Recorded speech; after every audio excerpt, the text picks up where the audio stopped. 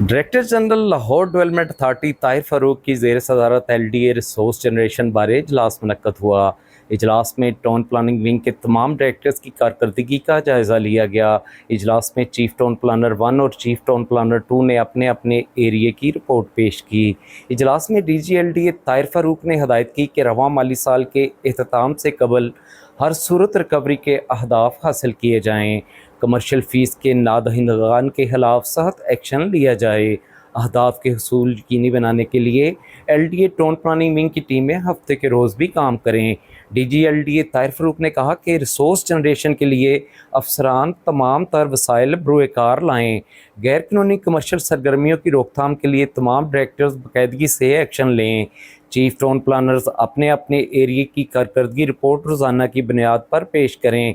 इजलास में metropolitan planning, LDA city और सेल ऑफ लैंड के रेवेन्यू अहदाफ का भी जायज़ा लिया गया।